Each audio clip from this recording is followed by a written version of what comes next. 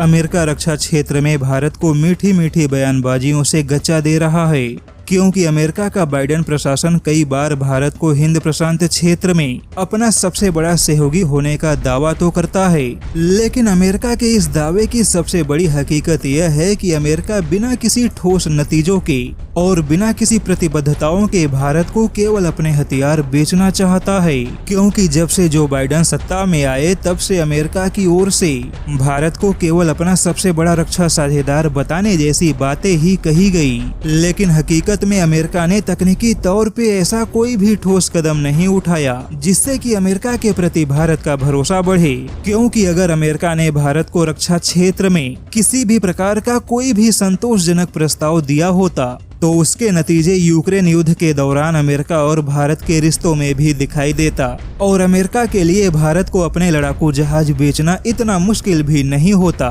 यानी कि अमेरिका केवल रक्षा क्षेत्र में सहयोग के नाम पर भारत को गच्चा देना चाहता है। लेकिन यहाँ पर चौंकाने वाली बात यह है कि भारत भी जैसे को तैसे के तर्ज पर अमेरिका को वैसा ही गच्चा दे रहा है जैसा कि अमेरिका भारत के सामने अपनी होशियारी दिखा रहा है। दरअसल CSIS की रिपोर्ट कहती है कि भारत भी अमेरिका को अपना सबसे बड़ा सहयोगी तो बताता है, लेकिन फिर भी भारत अमेरिका के साथ अपने रक्षा सहयोग को आगे बढ़ाने के लिए अमेरिका को कोई मौका नहीं दे रहा। और इसकी मुख्य वजह यह है कि भारत अभी भी अमेरिका को जरूरी साझेदार तो मानता है, लेकिन भरोसेमंद नहीं मानता। और अभी तक अमेरिका भी रक्षा के क्षेत्र में भारत के साथ किसी प्रकार का कोई ऐसा भरोसा कायम नहीं कर पाया जिससे कि भारत का अमेरिकी रक्षा सहयोग के प्रति भरोसा मजबूत होता। यानी कि अगर अमेरिका केवल बड़ी बड़ी बातें करके भारत को लुभाना चाहता है तो भारत भी अमेरिका को उसी की भाषा में जवाब दे रहा है।